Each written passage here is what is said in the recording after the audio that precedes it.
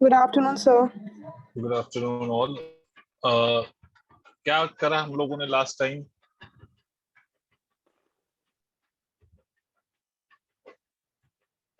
क्या कर लिया हमने? क्या बचा है? सर आपने बोला न्यू चैप्टर कराओगे। अच्छा, न्यू चैप्टर स्टार्ट होना है, मतलब last time we completed current electricity, right? तो उसके बाद न्यू चैप्टर का नाम लिख लीजिए, magnetic effect of current. Write the name of chapter, magnetic effect of current.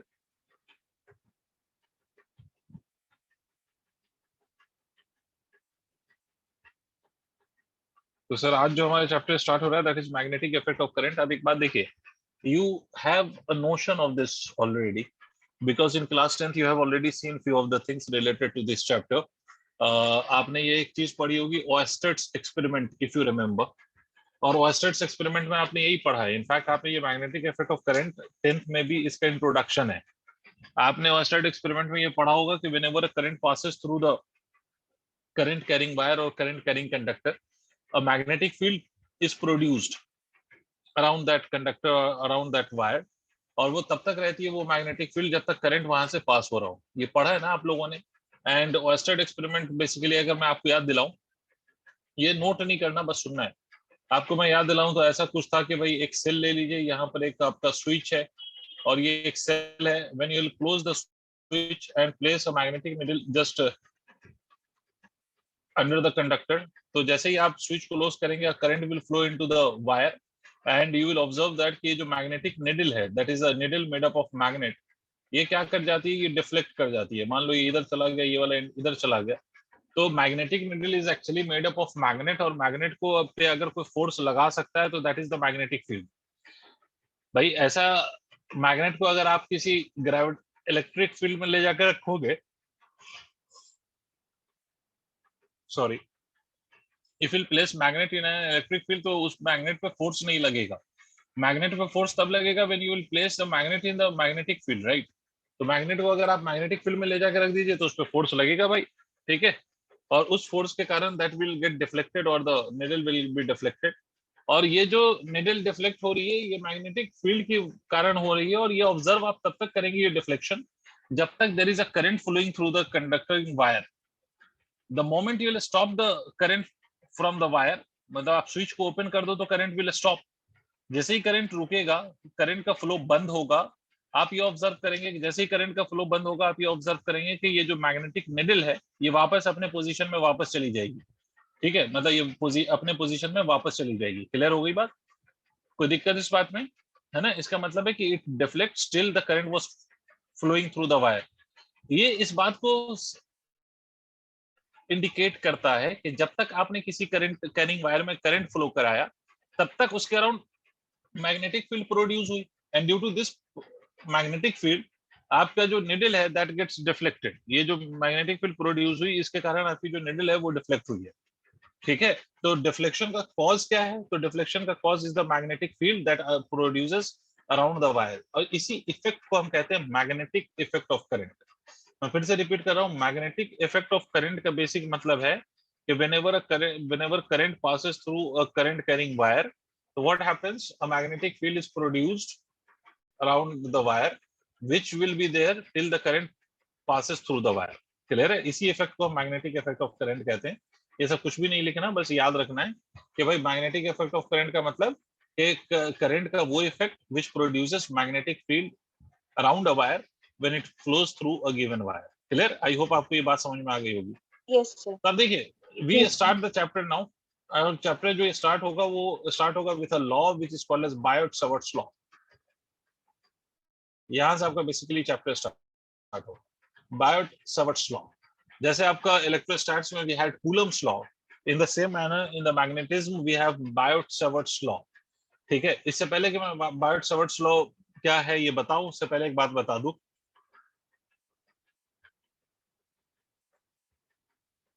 कि आपकी जो मैग्नेटिक फील्ड है, मैग्नेटिक फील्ड, वो मैग्नेटिक फील्ड को आप रिप्रेजेंट करते हैं by the letter B. B represents magnetic field, और इसकी जो एसआई यूनिट होती है, SI unit of magnetic field, SI unit is tesla, TESLA, tesla, ठीक है? उसके लिए कैपिटल टी लिखते हैं आप। Tesla is the SI unit of the magnetic field. और भी यूनिट्स हैं, गॉस भी है एक यूनिट, है ना, we have a relation between gauss and tesla also, but the SI unit is tesla, ठीक है। तो खैर मैग्नेटिक फील्ड को हम बी से रिप्रेजेंट करेंगे और उसकी एसआई यूनिट टेस्ला होती है। तो आप देखिए बायोट-सावर्ट्स लॉ क्या कहता है, how can you measure the value of magnetic field due to a current carrying wire, ठीक है। तो उसके लिए बायोट-सावर्ट्स लॉ का क्या स्टेटमेंट है, क्या ये लॉ है, इस बात को समझिए। मान लीजिए कि आपकी कोई वायर है, let us say this is your wire and it carries a current of I, इसमें करंट आई फ्लो कर रहा है and let's say current is flowing in the upward direction, ऐसे करंट फ्लो कर रहा है, आई करंट ऊपर की तरफ फ्लो कर रहा है, clear. And I am interested in finding the value of magnetic field at this point, इस पॉइंट पे हमें मैग्नेटिक फील्ड चाहिए, इस पॉइंट पे, ठीक है, इस पॉइंट पे हमें मैग्नेटिक फील्ड चाहिए। तो अगर हमें किसी भी गिवन पॉइंट पे मैग्नेटिक फील्ड चाहिए, ठीक है, तो उसके लिए हम मैग्नेटिक फील्ड निकालेंगे कैसे, how will find that magnetic field. अब देखो it is a wire, it is not simply a particle. देखो एक बात याद करो, इलेक्ट्रोस्टैट से भी अगर इसको रिलेट करोगे, if you relate it a little with electrostatics, तो इलेक्ट्रोस्टैटिक में भी आपको पता है कि when we had a single point charge तो इलेक्ट्रिक फील्ड हम लिखते थे kq/r²। बट अगर इंस्टेड ऑफ चार्ज अगर आपके पास कोई रॉड हो, चार्ज रॉड या चार्ज रिंग हो जाए, तो उसके लिए फिर इलेक्ट्रिक फील्ड आप kq/r² नहीं लिखते हो, आप क्या करते हो, you take a small element, you write the electric field for that element and then you take the vector sum, और vector sum करने का तरीका मतलब you integrate to get the net value of electric field at a given point। Basically continuous body जब भी होती है बेटा, तो कॉन्टिन्यूअस बॉडी में चीजों को कैलकुलेट करने का तरीका यही होता है कि आप स्मॉल एलिमेंट पे वैल्यू कैलकुलेट करें या स्मॉल एलिमेंट की वैल्यू कैलकुलेट करें और फिर उसको आप इंटीग्रेट करें। इंटीग्रेट का मतलब होता है सम ऑफ ऑल, तो आप उसको इंटीग्रेट करें, आप जब इंटीग्रेट करेंगे तो you will get the net result, ठीक है। तो इसी तरह से मेरे बच्चे, मेरे प्यारे, मेरे बेटे, मेरे लाल, मेरे पीले, मेरे ब्लू, मेरे नीले, यहाँ पर आपका करंट कैरिंग वायर है and it is a wire which is the combination of very small small और स्मॉल एलिमेंट। तो आप पूरे वायर का एक ही बार में फील्ड नहीं लिख सकते because it is a continuous body. तो इस केस में अपन करते क्या है, इस केस में करते ये हैं कि what we do, we take a element in the direction of the current. फिर से सुनिए, गॉस लॉ का सबसे पहला स्टेटमेंट कि आप करंट की डायरेक्शन में वायर की कोई स्मॉल एलिमेंट कंसीडर कर लीजिए, take the small element of the wire in the direction of current, current की डायरेक्शन में आप वायर का स्मॉल एलिमेंट ले लीजिए, let's say it is DL. अब देखिए because this DL is taken in the direction of current, this DL is a vector quantity. बात सबको समझ में आई? NCR, did you understand? ये जो डीएल आपने लिया ये वेक्टर क्वांटिटी है, although it is the portion of the wire, मतलब ये स्मॉल लेंथ को रिप्रेजेंट कर रहा है, but still it is a vector quantity. And why is it a vector quantity? The reason being it's a vector quantity because it has direction in this case. And what is the direction of this dl? So the direction of dl will always be in the direction of current, so that is why dl will be treated as a vector quantity in this case.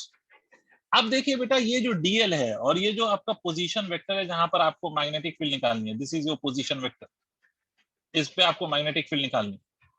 इन दोनों के बीच कुछ angle form होता हुआ दिखाई दे रहा है क्या बच्चों? आमना, do we have Yes, an sir. angle between these two? Yes, of course we have. तो dl और r के बीच में एक एंगल फॉर्म हो रहा है थीटा, क्लियर। अब बायोट-सावर्ट्स लॉ कहता क्या है, सुने।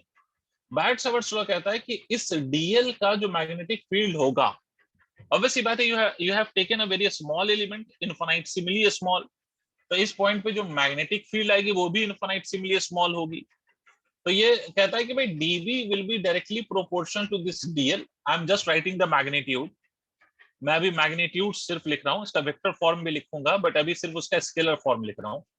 db will be directly proportional to the current, db will be directly proportional to the sine of angle between the dl and r, db will be inversely proportional to r square, that is the distance का square, inversely proportional to the distance square।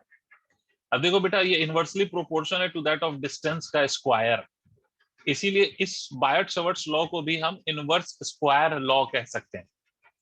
Inverse square law का basic मतलब होता है ऐसा law जिसमें force depends on distance inversely, ठीक है। जैसे आपका Coulomb's law is inverse squared law, जैसे आपका ग्रेविटेशन का लॉ ऑफ ग्रेविटेशन या Newton's law of gravitation is again inverse squared law, उसी तरह से जो आपकी मैग्नेटिक फील्ड है that is also inverse squared law, मतलब Biot Savart's law is also inverse squared law. तो यहाँ से बेटे मेरे बच्चे dB इज इक्वल टू हम लिख सकते हैं IDL sin theta divided by r square. It's a law so you don't need to prove it, ठीक है। लॉ और थ्योरी में यही फर्क होता है, लॉ के लिए कोई प्रूफ नहीं होता। हाँ, अगर प्रूफ हो जाए मैथमेटिकली तो एक अलग बात है, नहीं तो वो एक्सपेरिमेंटली प्रूव्ड होता है, तो इसलिए इसको प्रूफ करने की कोई जरूरत नहीं है। तो dB इज इक्वल टू कितना, कांस्टेंट आ जाएगा यहाँ पर, proportionality constant mu naught upon 4 pi लिखते हैं इसको, ये होगा IDL sin theta divided by r square. This is the magnetic field due to this small element. क्या मेरा पॉइंट समझ में आया? ये लॉ क्लियर है? ये मैग्नेटिक फील्ड है Yes, किसका? Due to this element. तो सर नेट मैग्नेटिक फील्ड क्या होगी? तो अनडाउटेडली इंटीग्रेशन होगा। अब बच्चा पूछता है कई बार कि सर इसमें इंटीग्रेशन करेंगे तो लिमिट क्या होगी? तो मैं कहता हूं भाई हर केस में लिमिट अलग अलग होगी, वो डिपेंड करेगा कि आपका वायर है या वायर सिर्फ स्ट्रेट वायर है या आपका कोई सर्कुलर वायर है या सर्कुलर आर्क है, क्या है, उसके अकॉर्डिंग मैग्नेटिक फील्ड निकालने के लिए लिमिट अलग अलग होगी। तो जैसा जैसा सिचुएशन आएगा उसमें वैसे वैसे हम लिमिट लेके उसकी मैग्नेटिक फील्ड फाइंड करेंगे। बट स्मॉल एलिमेंट की मैग्नेटिक फील्ड का फॉर्मूला ये होगा। अच्छा साहब, यहाँ पर म्यू नॉट अपॉन 4 पाई में म्यू नॉट क्या है? तो म्यू नॉट जो है बेटा यहाँ पर this is called as permeability, permeability of vacuum या फ्री स्पेस। जिस तरह से इलेक्ट्रोस्टैट्स में आपने डिफाइन किया था परमिटिविटी, इफ यू रिमेंबर, वैसे यहाँ पर क्या है परमिएबिलिटी। आपको अगर याद हो तो परमिटिविटी में आपने क्या बोला था? परमिटिविटी में आपने बोला था कि it is the property of medium which determines the strength of the field in that medium, यही बोला था ना। इसी तरह से बेटा परमिएबिलिटी क्या है? तो permeability basically is the property of a medium which determines the strength of magnetic field in that medium। देखो आपके हर मैग्नेट की जो फील्ड स्ट्रेंथ है वो हर मीडियम में अलग अलग होती है। आपको मालूम है कि किसी भी मैग्नेट की सबसे ज्यादा स्ट्रेंथ कहां पर होगी, मतलब किस मीडियम में? एनीवन? Sir vacuum. नहीं, सबसे स्ट्रॉन्ग जो मैग्नेट होगा वो आयरन, आयरन की परमिएबिलिटी इज मैक्सिमम। इसलिए आपने सुना होगा कि आयरन को हम जल्दी मैग्नेट में कन्वर्ट कर सकते हैं, ठीक है। खैर हाँ, म्यू के साथ अगर नॉट लग गया तो उसका मतलब है परमिएबिलिटी ऑफ वैक्यूम। अच्छा, इन सब के बारे में हम इसके बाद वाला जो चैप्टर आएगा मैटर एंड मैग्नेटिज्म, उसमें इन सब की डेफिनेशन पढ़ना है हमें। अभी तो फिलहाल याद रखना है कि म्यू नॉट का मतलब है परमिएबिलिटी ऑफ वैक्यूम। परमिएबिलिटी क्या चीज है? तो प्रॉपर्टी है मीडियम की विच determines the magnetic field strength in that medium, ठीक है। अच्छा, म्यू नॉट अपॉन 4 पाई की वैल्यू क्या होती है? फॉर म्यू नॉट अपॉन 4 पाई मतलब एयर के लिए बात हो रही है या वैक्यूम के लिए, इसकी वैल्यू होती है 10 टू द पावर -7। आई बात समझ में? इसकी यूनिट क्या होगी म्यू नॉट अपॉन 4 पाई की? तो मैग्नेटिक फील्ड के लिए टेस्ला, ठीक है, तो टेस्ला मीटर पर एम्पियर। आई बात समझ में? ये इसकी यूनिट होगी। तो म्यू नॉट अपॉन 4 पाई अगर लिखा हो तो 10 to the power -7 tesla metre per ampere. This is known as Biot Savart's law and this is the scalar form of Biot Savart's law. इसको नोट करो, इसका वेक्टर फॉर्म बताता हूं, उसके बाद फिर डायरेक्शन वायरेक्शन पे चर्चा करेंगे, फिर आगे क्वेश्चन पे आएंगे या इससे रिलेटेड डेरिवेशन पे आएंगे। इसमें किसी को कोई दिक्कत है, कोई परेशानी है तो पूछिए, क्या दिक्कत है? नो सर, नहीं है। अरे वाह, if there any doubt please ask.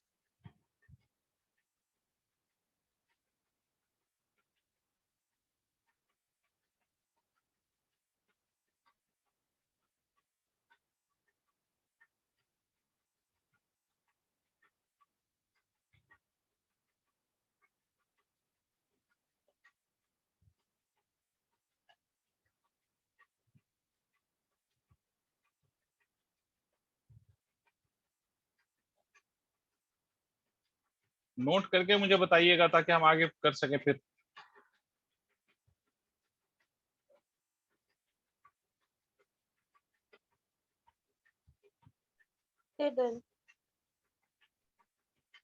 Very good.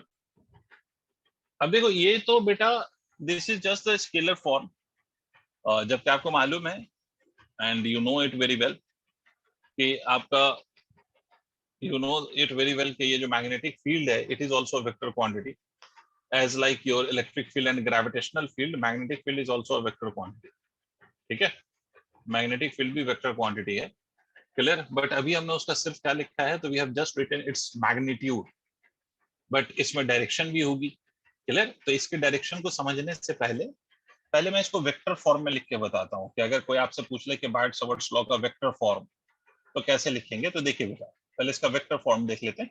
आसान सी चीज है, उसके बाद फिर हम डायरेक्शन तो समझ ही लेंगे. देखो इसमें एक बात याद रखो, ये जो dB है obviously it's a vector quantity.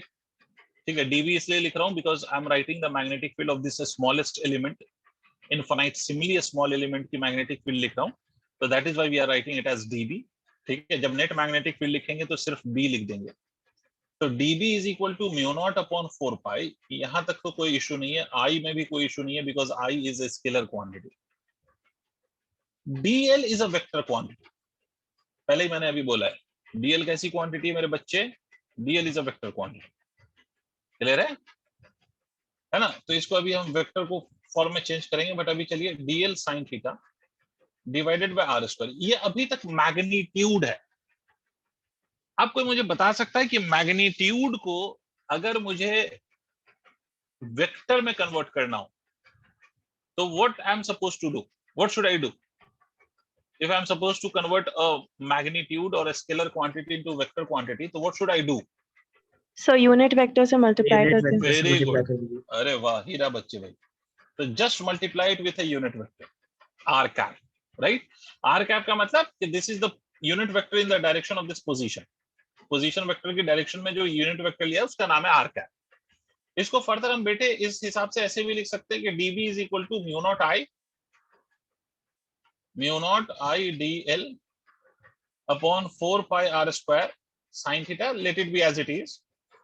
r unit vector को हम ऐसे भी लिख सकते हैं वेक्टर अपॉन इट्स मैग्नीट्यूड.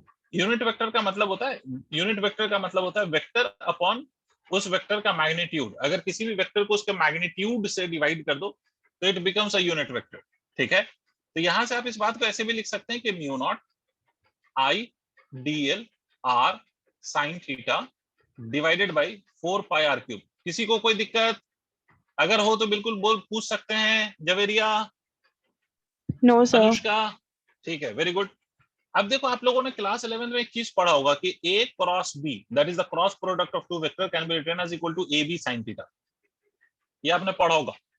तो यहां अगर आप देखो तो dl is a vector quantity, r is a vector, जो ऊपर r लिखा हुआ है that is also a vector, और ये लिखा हुआ है dl r sin थीटा. तो आपको नहीं लगता कि dv can be written as equal to mu naught into I into dl cross r divided by 4 pi r cube? Think about it. कोई दिक्कत? Yes दो sir. वेक्टर का क्रॉस प्रोडक्ट जो होता है वो साइन थीटा के टर्म्स में आता है, और यहाँ पर दो वेक्टर कौन से हैं? एक है dl, दूसरा है r. तो dl r sin theta can be written as equal to dl cross r. तो इसको हमने dl क्रॉस r लिख दिया. तो dl cross r, this is known as the vector form of Biot Savart's law. यही आपका वेक्टर फॉर्म कहलाता है. Although it will be least used, है ना, मतलब जनरली यूज नहीं होगा, बट फिर भी you need to know कि what is a vector form और कैसे लिखते हैं हम वेक्टर फॉर्म. तो this is a vector form. पहले इसको नोट करो, इस पे थोड़ी सी डिस्कशन करता हूं मैं ताकि डायरेक्शन समझ में आए. और याद रखिए डायरेक्शन बहुत इंपॉर्टेंट है पूरे मैग्नेटिज्म वाले चैप्टर में. ये जो हमारा पूरा चैप्टर है इसमें direction plays a very important role.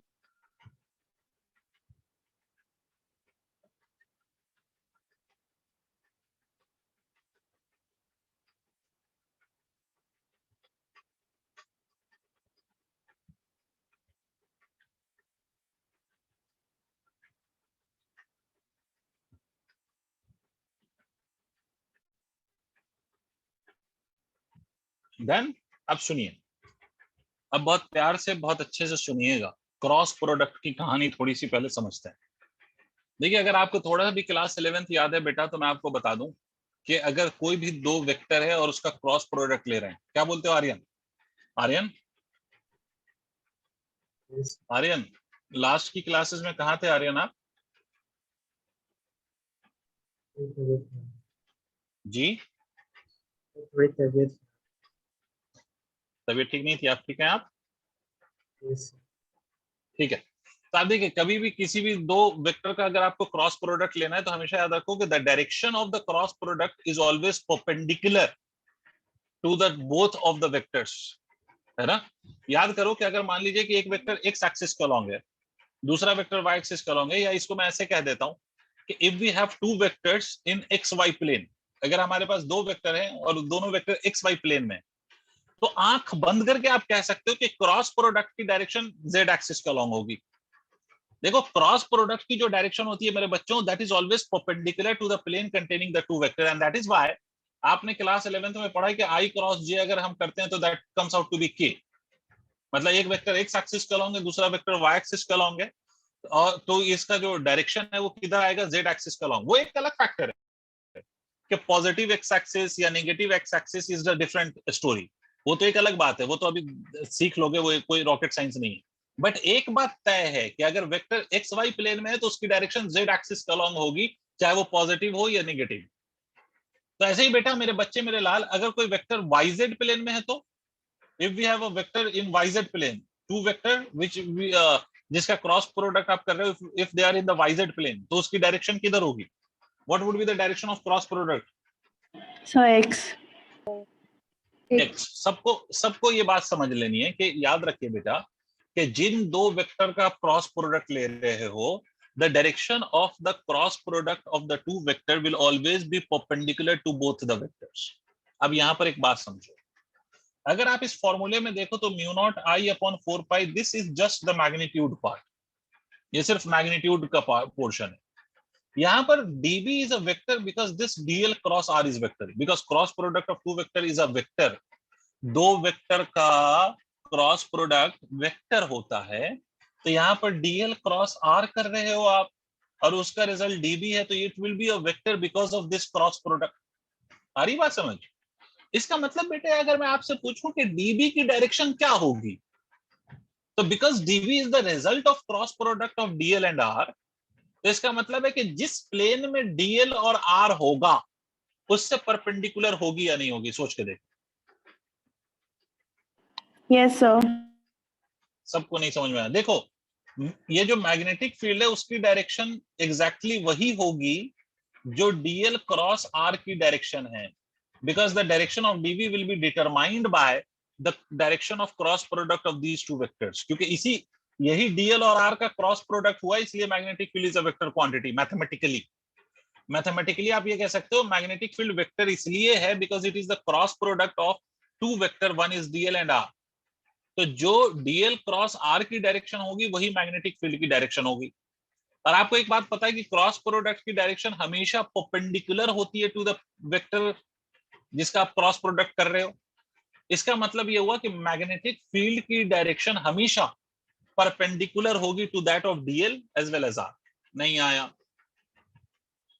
आप लोगों को बात समझ में आई? सर आ गया। मैग्नेटिक फील्ड की डायरेक्शन हमेशा dl और r से परपेंडिकुलर होगी। फॉर एग्जांपल मैं आपसे कह दूं कि भाई dl and r is in X Y plane, तो magnetic field will be along z axis. dl and r is in yz plane, तो magnetic field will be along x axis. वो एक अलग बात है कि पॉजिटिव की नेगेटिव, वो एक डिफरेंट इशू है। ठीक है, तो लिख लीजिए जो लिखा रहा हूं, note, NOTE, note.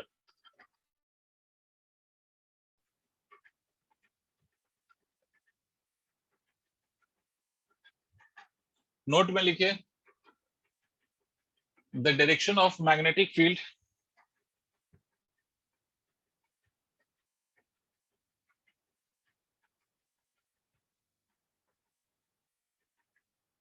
the direction of magnetic field will always be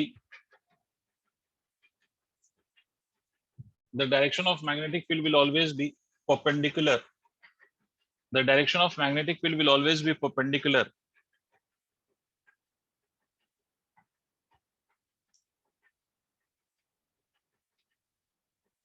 to TO2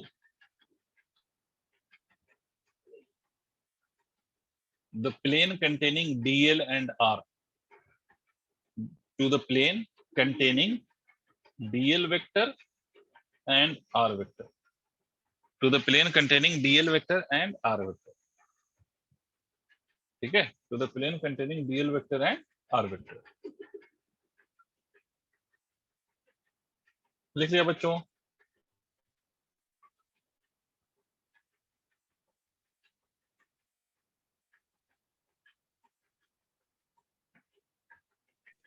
yes sir. Yes, sir. ठीक है, वेरी गुड। चलिए आगे बढ़ते हैं। तो ये तो हो गई नॉर्मल सी बात कि सर अगर आपका डीएल और आर वेक्टर जिस प्लेन में है उससे ये परपेंडिकुलर होगा, ये तो एक नॉर्मल सी बात हो गई, ये नॉर्मल सा एक पॉइंट हो गया। अब देखो मैग्नेटिक फील्ड की डायरेक्शन को डिटरमाइन करने के लिए ना एक तो तरीका ये है कि आप क्रॉस प्रोडक्ट की डायरेक्शन निकाल लीजिए। You find the direction of cross product and hence you will get the direction of the magnetic field. एक तो तरीका ये, बट इससे आसान तरीका एक और है आपको किसी भी करंट कैरिंग वायर की मैग्नेटिक फील्ड डायरेक्शन को डिटरमाइन करने का। और वो तरीका क्या है, वो मेथड क्या है?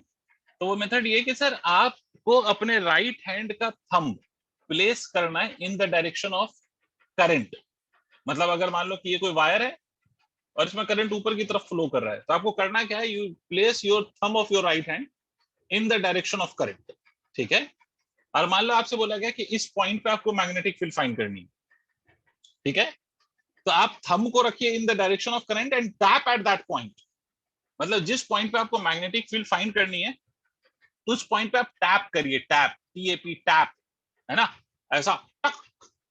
तो अगर आप टैप करोगे, place your thumb in the direction of current and tap at that point, तो इस टैपिंग की डायरेक्शन किधर होगी, इनवर्ड या outward? What would B its direction बेटा, इनवर्ड या आउटवर्ड? भाई आप करंट की डायरेक्शन में अपना थंब रखिए और टैप करिए उस पॉइंट पे। तो टैपिंग मतलब टैप करोगे तो अंदर की तरफ लग रहा होगा या बाहर की तरफ? टैपिंग किस तरफ होगा, इनटू द स्क्रीन या आउट ऑफ द स्क्रीन? अरे टैप करना समझते हो? Into the screen.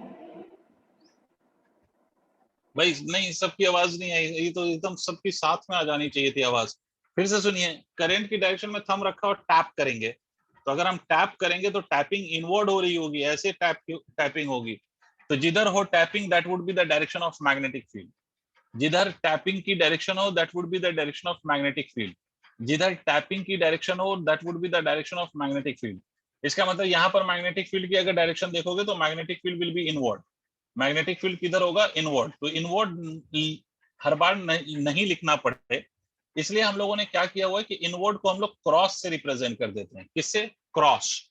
अगर कहीं पर मैग्नेटिक फील्ड क्रॉस से रिप्रेजेंट हो रहा हो तो समझ लो कि we are talking about the inward magnetic field. अच्छा मेरे बच्चों, अगर ये कुछ हजम हुआ है आपको तो मुझे ये बता दीजिए। तो अगर करंट ऐसे जा रहा है और point is on the right, on the left of the conductor, तो इस पॉइंट पर किधर होगा मैग्नेटिक फील्ड, इनवर्ड या आउटवर्ड?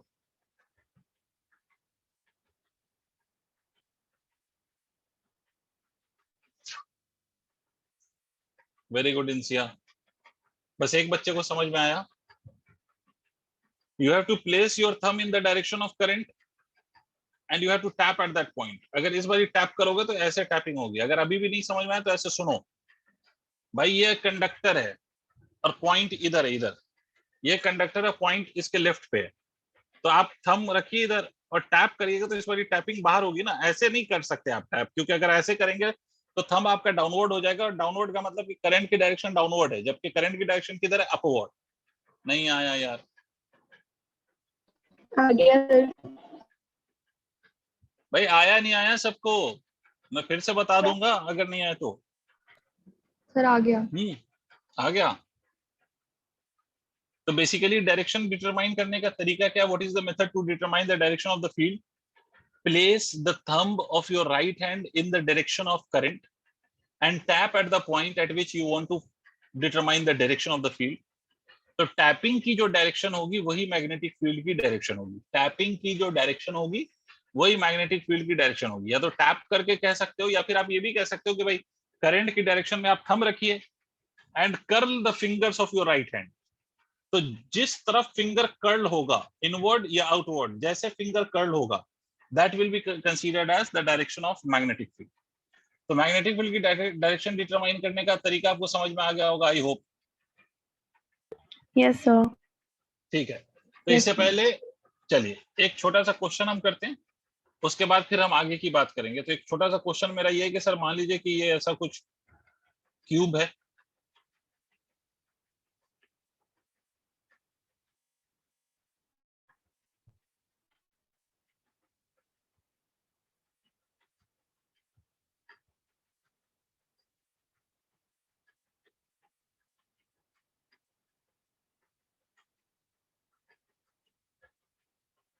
और इसमें मान लीजिए कि ये आपकी करंट कैरिंग वायर है which is passing through the centre of the cube, या आपकी करंट कैरिंग वायर है which is passing through the centre of the cube, though it may not look like but it is passing through the centre of the cube. ये आपको question में मैं बोल रहा हूँ कि ये कहाँ से पास कर रही है, it is passing through the centre of the cube.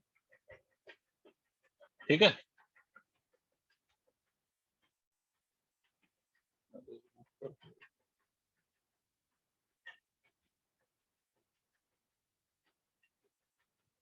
तो it is passing through the centre of the cube, right. अब आपका क्वेश्चन क्या है, क्वेश्चन ये कि भाई इसमें करंट आपका फ्लो कर रहा है, करंट इज इक्वल टू मान लीजिए 2 एम्पियर गिवन है। यहाँ पर एक छोटा सा एलिमेंट लिया है हमने, element of the wire has been taken and that is delta x. I'll tell you the value of delta x. Delta x is equal to 0.02 centimeter. This is the value of delta x. But the smallest element of this wire has been taken and it is passing through the center of the cube, right? अब आपसे ये भी बोला जा रहा है कि ये जो क्यूब है उसकी side length of the cube is 4 centimetre. Side length of the cube is 4 centimetre. तो obviously because it is a cube, तो every side will have a length of 4 centimeter of course. The side length everywhere is 4 centimeter. I'm giving you few points where you have to determine the direction value of the magnetic field. अगर एक point यहाँ पर है exactly on the wire, let that point be P. एक point ऊपर वाले surface पर है बिल्कुल perpendicularly upward, और एक पॉइंट यहाँ पर है that is R. आपका क्वेश्चन क्या है, you have to find magnetic field at points P, Q and R. In points पे आपको मैग्नेटिक फील्ड फाइंड करना है वन बाय वन। ऐसा नहीं कि एक ही साथ फाइंड करना है या ऐड करना है, कुछ नहीं करना। You have to determine the field one by one. मतलब पहले P पे निकाल लो, Q पे निकाल लो, फिर उसके बाद R पे निकाल लो, वन बाय वन करना। Obviously the formula that you are supposed to use is Biot-Savart's law. यहाँ पर वहां dx या dl लिखा था, यहाँ पर dl की वैल्यू क्या होगी, डेल्टा x, और डेल्टा x की वैल्यू आपको 0.02 सेंटीमीटर दे रखी है। तो आप लोग पहले मुझे P पे बताइए, तो सारे बच्चे प्लीज, सारे बच्चे खुद से सोच के मुझे P पे बताइए।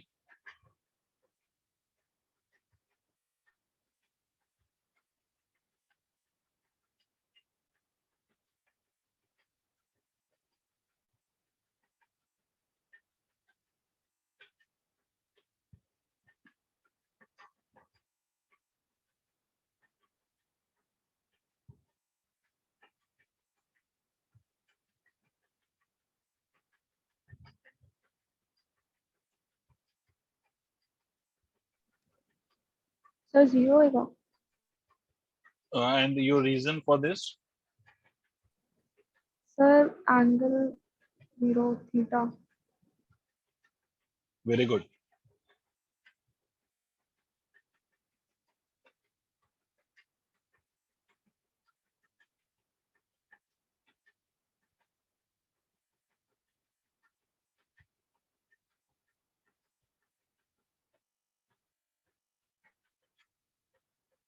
वेरी गुड, पहला वाला आंसर बिल्कुल बच्ची का सही है। भाई देखिए, जिनको नहीं समझ में आया वो सुने, ये वाला पॉइंट है और ये डेल्टा एक्स है। आप लोग हमेशा इस बात पे ध्यान दिया कीजिए कि मैं किसको एंगल कह देता हूँ, किसको आर कहता हूँ, हमेशा मैं ये मेंशन करता हूँ। जैसे अगर आप देखेंगे last case when I wrote this Biot-Savart's law, तो मैंने आपसे कहा कि अगर ये करंट एलिमेंट है ये वाला, और ये पॉइंट है जिसका पोजीशन वेक्टर ये है, इन दोनों के बीच का ये एंगल, राइट। यहाँ पर अगर आप देखेंगे तो यहाँ पर करंट की डायरेक्शन क्या है बेटा, तो करंट जिधर फ्लो कर रहा है उधर ही करंट की डायरेक्शन है, तो this is the direction of delta x. Tell me yes और नो, डेल्टा एक्स की डायरेक्शन तो यही होगी ना बच्चों।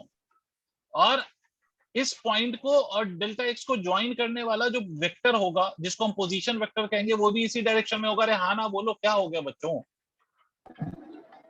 Yes sir. भाई डेल्टा एक्स और उस पॉइंट को ज्वाइन करने के लिए जो वेक्टर आप ड्रॉ करोगे, और डेल्टा एक्स वाला जो वेक्टर है, वो दोनों सेम ही लाइन पे फॉल कर रहे हैं, they have the same direction. That means for P angle between delta x and R is equal to 0। तो अगर delta x and R is equal to 0, तो sine 0 will be equal to 0, hence the magnetic field at point P will be equal to 0. Did you understand? Everyone please respond. इसी तरह से अगर मैं ऊपर वाले पॉइंट की बात करूं, ये ऊपर वाला पॉइंट, ये सरफेस के ऊपर जो ये पॉइंट है, ये यहाँ पर जो पॉइंट है, ये एलिमेंट यहाँ है, तो ये एग्जैक्टली अगर आप इसका पोजीशन वेक्टर ड्रॉ करेंगे तो ये एग्जैक्टली ऐसे ड्रॉ होगा। कितना है एंगल डेल्टा एक्स और इस पोजीशन वेक्टर के बीच? 90। वेरी गुड भाई, सबको समझ में आना चाहिए। ये एंगल 90 डिग्री दिखाई दे रहा है सबको एट क्यू, Yes, sir. है ना? At Q theta is equal to कितना? तो थीटा इज अनडाउटेडली 90 डिग्री। तो मैग्नेटिक फील्ड की वैल्यू क्या होगी? मैग्नेटिक फील्ड की वैल्यू होगी, फॉर्मूला हमें पता है, mu naught upon 4 pi I D L sine obviously 90 divided by R square. We are just writing the magnitude. तो मैग्नेटिक फील्ड की value mu naught upon 4 pi 10 to the power minus 7। Current की value is 2। यहाँ पर D L is nothing but delta x. Delta x की value कितनी है? 0.02 centimetres. Time में क्या है इसकी यूनिट? सेंटीमीटर्स। तो convert it into metres, because आपने जो ये म्यू नॉट अपॉन 4 पाई की वैल्यू लिखी है वो उसकी यूनिट आप देखिए एसआई यूनिट में है। तो इसका मतलब है कि सारी क्वांटिटी की unit should be in SI unit. Correct है भाई? Divided by are. आर का क्या मतलब? यहां से यहां तक का पोजीशन वेक्टर का डिस्टेंस। कौन बताएगा? What will be the value of R in this case? So 2 centimeters. Yes, of course, 2 centimeter, half of that 4.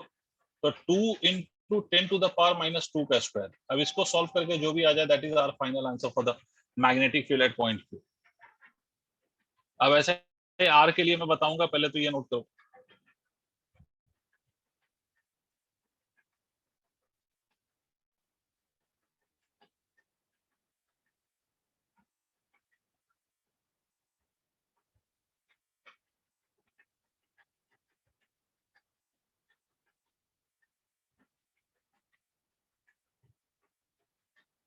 Sir note करिए, आर पे वैल्यू हम फाइंड करेंगे। प्लीज थोड़ा ये स्पीड बढ़ाइए। So done. आर्यन नोट कर लिया आपने? Yes, sir. अब यहाँ पर आर वाला केस समझो। आर वाला अगर आप देखोगे ना, आर वाले केस को अगर आप देखो तो it is on the edge और डेल्टा एक्स सेंटर में है। तो डेल्टा एक्स सेंटर में, इस बात को थोड़ा सा समझने के लिए आप ऐसे समझिए, ये आपका डेल्टा एक्स है और ये आपका पॉइंट है जिस पर you have to find out the magnetic field. इसका अगर पोजीशन वेक्टर लेंगे और ये डेल्टा एक्स, तो ये एंगल कितना बनेगा? मुझे वो, आप लोगों के पास डायग्राम ऑलरेडी है, उसको देखो और जो मैंने अभी दिखाया है इसको देखते हुए मुझे बताओ कि what would be the angle, what do you think the will be the angle between. ये यहाँ पे नहीं So समझ में आया तो वहीं 45। वापस चलते हैं। 45 degrees, sir. Very good, that has to be 45 and it will be 45। मैं फिर से यहीं पर एक्सप्लेन कर देता हूँ।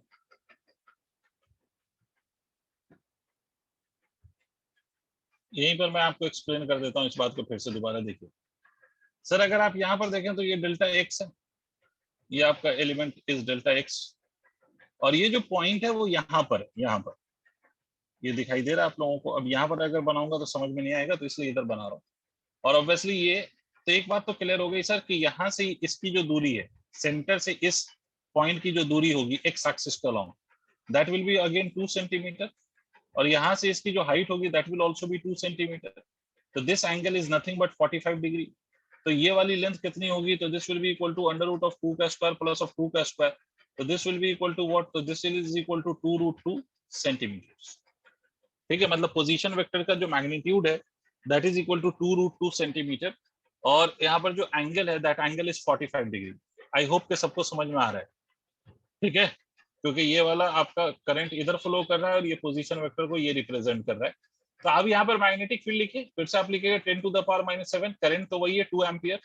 ठीक है, मल्टीप्लाइड बाय डीएल। डीएल की वैल्यू क्या लिखेंगे आप? डीएल की value is nothing but 0.02 into 10 to the power minus 2 divided by what? तो डिवाइडेड बाय 2√2। तो 2√2 सेंटीमीटर है, तो you convert it to metres का स्क्वायर। क्या आप लोगों को लॉजिक क्लियर है? Yes, sir. प्लीज हर बच्चा देख ले भाई, जिसको जिसको नहीं समझ में आया वो प्लीज पूछे।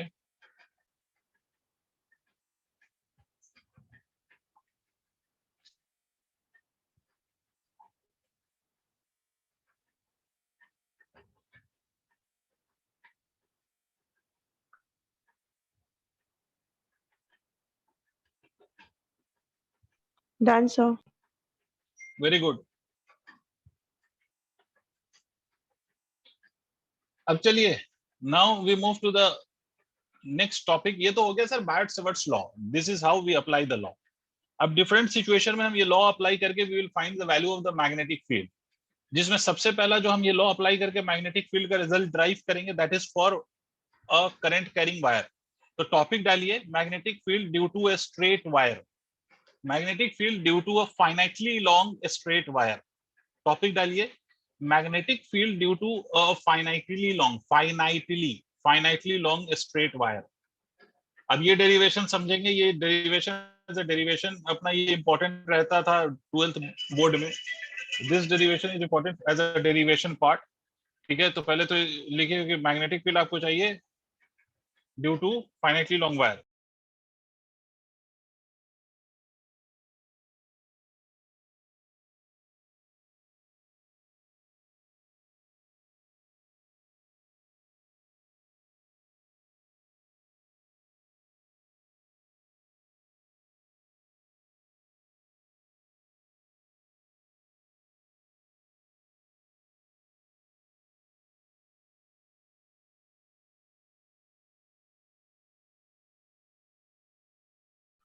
So done.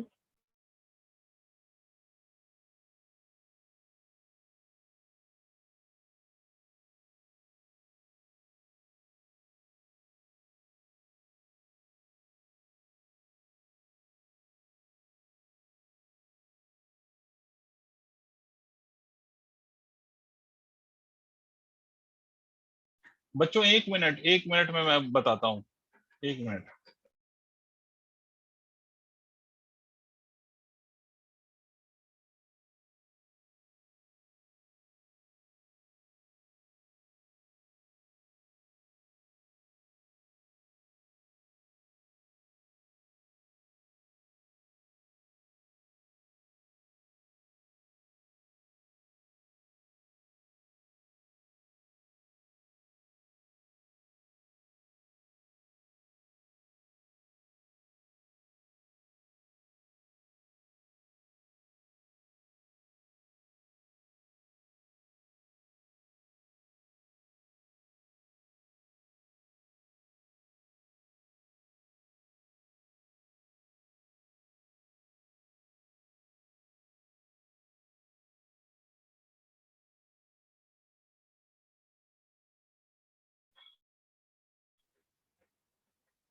हाँ जी, magnetic field due to finitely long wire. अब देखो, इसमें हम बायट-सैवर्ट्स लॉ का यूज करेंगे बच्चों, और ये एक डेरिवेशन है। और डेरिवेशन याद रखो कि डेरिवेशन क्यों करते हैं सर, 12th के बोर्ड में आता था डेरिवेशन। इस बार बोर्ड का एग्जाम कैसे होगा, आप लोगों को पता है कि बोर्ड कैसे होगा इस बार? अब ना sir MCQ. Any idea? MCQ based होगा, तो इसलिए तो खैर, लेकिन सर चूंकि ये सिलेबस का पोर्शन है तो वी नीड टू अंडरस्टैंड कि how do we reach to the result of magnetic field due to the wire. तो इसलिए आपको डेरिवेशन तो सीखना है, ठीक है। बट ये as a topic it was an important derivation, जब अभी कोरोना काल से पहले तक जब थ्योरेटिकल पेपर होता था। तो खैर, magnetic field due to infinitely long wire, how we will find out this magnetic field. तो देखिए, मैग्नेटिक फील्ड फाइंड करने के लिए आप ये मान लीजिए कि सर ये आपकी कोई वायर है, let us assume this is a current carrying wire, और ये फाइनाइट है, इसकी लेंथ है कुछ, ठीक है। और मान लो कि इसमें करंट इस तरह से फ्लो कर रहा है, इसमें करंट इस तरह से फ्लो कर रहा है, current is flowing along the wire, ठीक है, करंट ऐसे फ्लो कर रहा है। और आप यहाँ पर you are interested to find the value of magnetic field at this point. यहाँ पर आपको मैग्नेटिक फील्ड चाहिए, और याद रखो कि ये जो पॉइंट है जहां पर मैग्नेटिक फील्ड चाहिए, उस पॉइंट का परपेंडिकुलर डिस्टेंस ए है। एक एक बात समझना जो मैं बकूंगा यहाँ पर, क्योंकि मैं फंसा दूंगा आपको क्वेश्चन में, it is for very short, मैं आपको क्वेश्चन में उलझा दूंगा। तो इसलिए अगर आप डेरिवेशन के एक एक पॉइंट को नहीं समझेंगे तो आप क्वेश्चन में फंस जाएंगे। फिर से सुनिए, इस पॉइंट का perpendicular distance from the wire is a.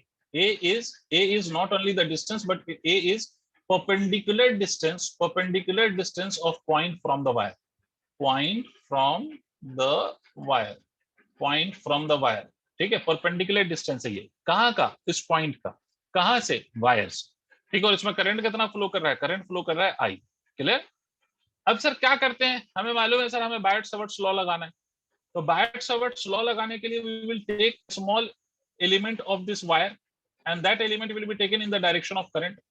तो ये स्मॉल एलिमेंट हमने ले लिया, इस वायर का एक स्मॉल एलिमेंट हमने ले लिया, और किस डायरेक्शन में ले लेंगे सर हम, तो ये हम ले लेंगे इन the direction of current. Clear है? ये मान लीजिए कि ये डीएल हमने ले लिया at a distance of L. कोई कष्ट, कोई दिक्कत, यहां तक कोई दिक्कत है तो बताओ, यहां तक समझ गए? तो सर Yes, Yes, sir. अच्छा, एक बच्चा ये कह सकता है कि सर यहाँ से ये एल कैसे हुआ? अगर आप ये एल ले रहे हो तो ये एल प्लस डीएल होना चाहिए, या फिर ये वाली जो डिस्टेंस है वो एल माइनस डीएल होनी चाहिए। तो एक बात मैं बता दूं कि आप एल में डीएल ऐड करें या ना करें, that will make no difference, because D L is infinitesimally a small element. तो इसलिए आप फाइनाइट वैल्यू में डीएल को ऐड करो या मत करो, उससे कोई फर्क नहीं पड़ेगा। इसीलिए तो हम इसको इनफाइनाइट सिमिली स्मॉल कहते हैं, ऐसी वैल्यू जिसका अपना जो लेंथ है वो नेग्लिजिबली स्मॉल है, मतलब उसको आप नेग्लेक्ट कर सकते हैं। ठीक है? अच्छा, अब इसके बाद का स्टेप क्या होता है, यहां से इस पॉइंट तक के लिए एक पोजीशन वेक्टर ड्रॉ कर दीजिए। तो ये जो एंगल होगा, this angle will be considered as theta, इस एंगल को आप थीटा कहेंगे। क्लियर है? ये एंगल कितना रहेगा, तो ये वाला इस केस में 90 डिग्री है, और यहां पर भी एक एंगल बन रहा है, let that be called as phi. ये सिचुएशन एकदम क्लियर है, एकदम क्रिस्टल क्लियर, या कोई इशू? बायट-सवर्ट्स लॉ में कौन सा एंगल लिया जाता है, ये फाई वाला एंगल लोगे या थीटा लोगे? बायट-सवर्ट्स लॉ अप्लाई करोगे तो which angle will you take, theta और फाई? So theta. थीटा। भाई सबको क्रिस्टल क्लियर है? हाँ ना बोलो। yes sir, दूसरी बात यहाँ पर जी, मैं नहीं दिखाई दे रहा हूं, क्या कह रहे हो? फाई किसके बीच का एंगल है? Phi is angle between A and R. जो बातें लिख रहा हूं एकदम क्लियर रहे भाई, क्रिस्टल क्लियर। तो अब देखो बेटा, इस स्मॉल एलिमेंट का जो मैग्नेटिक फील्ड होगा इस पॉइंट पे, according to the Biot Savart's law, can we write this magnetic field as mu naught upon 4 pi, that is the magnitude of this field will be written as mu naught upon 4 pi I D L sine of theta divided by R square. ये वाला आपका R है, ठीक है? ये position vector, इसकी value R है। अब कौन मुझे बताएगा कि सर इसको अगर मुझे इंटीग्रेट करना है तो how many unknowns do we have और how many variable do we have? तो मैं आपको बता दूं कि यहाँ पर एक वेरिएबल नहीं है sir, we have 3 different variables. D L देखो, अगर आप इसको इंटीग्रेट करोगे, आपने एलिमेंट अगर यहाँ पर लिया तो इसके लिए ये आर है, सोच के देखिएगा बेटा। अगर यही एलिमेंट हम नीचे ले लेते तो ये आर की वैल्यू सेम रहती है या आर की वैल्यू चेंज हो जाती बेटा? So change हो change हो जाएगी. जाती। ये ब्लैक वाला आर और रेड वाला आर सेम तो नहीं है, ऑब्वियसली चेंज हो जाती है ना। दूसरी बात है, और चीज देखते हैं, अगर हम इसी तरह से एंगल देखें तो यहाँ पर अगर ये एंगल थीटा है और यहाँ पर ये एंगल थीटा डैश है, तो they are not equal. Obviously बात है भाई, साइड की लेंथ अगर चेंज हो जाएगी तो एंगल भी तो चेंज होगा। तो इसका मतलब है कि इस पूरे कहानी में we don't have only one D L as a variable, rather we have D L as one variable, theta as the second variable and R is the third variable. तीन वेरिएबल हैं सर, 2 वेरिएबल को तो हम इंटीग्रेट ही नहीं कर पाते, यहाँ पर 3 वेरिएबल है, समझ रहे हो आप? तो सर क्या करें सर, कैसे क्या करें? तो हम करते ये हैं कि हम सारी वेरिएबल को एक सिंगल वेरिएबल के टर्म में लाने की कोशिश करेंगे। इसका तरीका ये है कि हम क्या करते हैं, सारे वेरिएबल को हम एक सिंगल वेरिएबल के टर्म्स में लाने की कोशिश करते हैं। कोई दिक्कत? क्या करते हैं, एक सिंगल वेरिएबल के टर्म्स में लाएंगे। कैसे लाएंगे, ध्यान से देखो। ये ट्रायंगल आप लोगों को दिख रहा है, let me call this triangle as OPQ. In triangle OPQ, ये ट्रायंगल आप लोगों को दिख रहा है। इस ट्रायंगल में मुझे एक बात बताओ मेरे बच्चों, मेरे प्यारे, मेरे बेटे, इसमें एक चीज देखो कि theta plus phi will be equal to 90 degree और not? Think about it. Yes, sir. भाई सबको समझ में आया? सिर्फ आमना की आवाज आई क्या? yes सबको समझ में आना चाहिए, क्योंकि किसी भी ट्रायंगल के तीनों एंगल का sum, the sum of all the 3 angle of a triangle is always equal to 180 degree. अगर आप यहाँ पर देखें तो थीटा और फाई का sum must be equal to 90 degree, तभी तीनों सम एंगल का सम 180 होगा। बिकॉज देखो एक एंगल ऑलरेडी 90 है, तो थीटा प्लस फाई जो होगा that should be equal to 90, that should sum up equal to 90, तभी नेट जो होगा that will be equal to 180 degree. तो ये आपको दिखाई, इसीलिए मैंने लिखा है theta plus phi is equal to 90 degree. तो यहाँ से मेरे बच्चों मैं ये भी लिख सकता हूँ कि theta is equal to 90 minus 5। अरे हाँ ना बोलना पड़ेगा, क्लियर। तो यहाँ पर Yes, अगर मैं sir. दोनों तरफ साइन से मल्टीप्लाई कर दूं, sine theta is equal to मेरे बच्चे साइन 90 माइनस 5, अगर मैं इन दोनों साइड पे साइन से मल्टीप्लाई कर दूं तो आपको नहीं लगता, इसके बाद यहाँ लिख दूं तो आपको नहीं लगता कि this will become equal to sine theta is equal to cos 5। पहला पॉइंट देखिए, एक सब्स्टिट्यूशन मैंने कर दिया है, थीटा को मैंने 5 में कर क्या रहा हूं मैं, सारे जो वेरिएबल हैं I will convert every variable in terms of 5। तो मैंने थीटा को पहले 5 के टर्म्स में लिख दिया, मतलब साइन थीटा को हम रिप्लेस कर सकते हैं बाय कॉस 5। अब दो और वेरिएबल है जिसको आपको 5 के टर्म्स में लिखना है, एक डीएल है और दूसरा आर। क्लियर, कैसे लिखेंगे वो अभी हम सीखेंगे, पहले आप लोग यहाँ तक नोट करिए। और यहाँ तक किसी को कोई इशू है तो प्लीज पूछिए, शर्माइए मत, बिल्कुल चुपचाप मत बैठिए।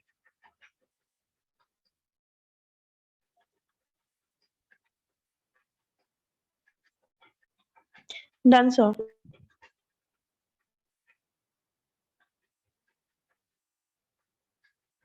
सबने नोट कर लिया? किसी को कोई इशू है तो प्लीज पूछो। अब देखो इसमें फर्दर आप दो क्वांटिटी को मुझे चेंज करना है इन टर्म्स ऑफ 5। तो आप दो क्वांटिटी को चेंज करने के लिए देखिए, ये ट्रायंगल आपका मैं अलग करके दिखा रहा हूँ और एक एक बच्चा समझे भाई, नहीं समझ में आए तो पूछिएगा। इस वाले ट्रायंगल को मैं फिर से अलग से दिखा रहा हूँ ताकि आपको कंफ्यूजन ना हो। ये वाला एंगल 5 है, ये वाला 90 है, undoubtedly this angle is your theta, this length is R, this length is A. इस ट्रायंगल में अगर आप आर निकालना चाहते हो तो R is the hypotenuse, perpendicular आपको पता है कि परपेंडिकुलर इज ए, है ना। आर की वैल्यू को आप 5 के टर्म्स में लिखना चाहते हो तो अगर ये वाला एंगल आप कंसीडर कर रहे हैं 5 वाला, तो इसको यहां से हटा दीजिए, थीटा वाले को, कंफ्यूजन खत्म हो जाएगी। अगर आप 5 वाला एंगल ले रहे हैं तो ये वाला 5 वाला एंगल ले लीजिए। इसमें हम आर को अगर 5 के टर्म्स में लिखें तो ये वाला परपेंडिकुलर होगा, ये बेस होगा, ये हाइपोटेनियस होगा। आपको नहीं लगता कि cos 5 is equal to base upon hypotenuse लिख सकते हैं हम? तो A is R is equal to A upon cos 5 लिख सकते हैं। देखिए बेटा, r is equal to A upon cos 5 लिख सकते हैं या r is equal to a sec 5 लिख सकते हैं। Is it clear? Yes, sir. You have converted r also in terms of 5. अब एक लास्ट सब्स्टिट्यूशन, अब किसको कन्वर्ट करो, लेंथ को। अब इसी ट्रायंगल में देखो, इसी ट्रायंगल में, इसी ट्रायंगल में इसमें अगर हम tan 5 लिखें, tan 5, तो because this is perpendicular, this is base, ठीक है। परपेंडिकुलर, यही जो परपेंडिकुलर है ये l है या नहीं है, देखो इस ट्रायंगल को देखो ध्यान से, देखो दिख गया Yes, सबको। sir.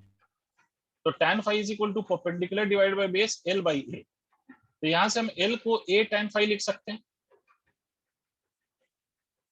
l को a tan 5 लिख सकते हैं भाई। Yes, both sir. Side differentiate with respect to 5, दोनों तरफ 5 के रेस्पेक्ट में डिफरेंशिएट कर दो, इधर भी 5 के रेस्पेक्ट में, a कांस्टेंट है, इधर भी 5 के रेस्पेक्ट में डिफरेंशिएशन कर दो, d upon d5 of tan 5, दोनों तरफ डिफरेंशिएट विद रिस्पेक्ट टू 5। अगर आप ऐसा कर दोगे तो ये रिजल्ट क्या आ जाएगा, dl upon d5 is equal to tan 5 का डिफरेंशिएशन होता है a sec स्क्वायर 5। तो dl की वैल्यू क्या आ जाएगी, dl की वैल्यू हो जाएगी a sec स्क्वायर 5 d5।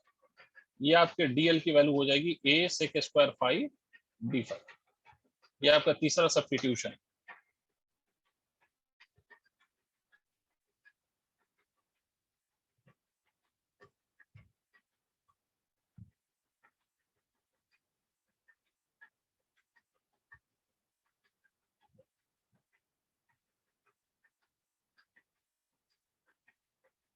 देखिए अगर इसमें आप लोगों को नहीं समझ आया तो प्लीज पूछिए। ये 3 सब्स्टिट्यूशन है, 3 सब्स्टिट्यूशन मैंने आप लोगों के सामने रख दिया है। अगर आपको क्लैरिटी नहीं आया तो प्लीज पूछिए। इस सब्स्टिट्यूशन में you have converted each and every variable in terms of a single variable that is 5। तो सिंगल वेरिएबल 5 के टर्म्स में कन्वर्ट करने के लिए इन सबको ऐसे किया हमने।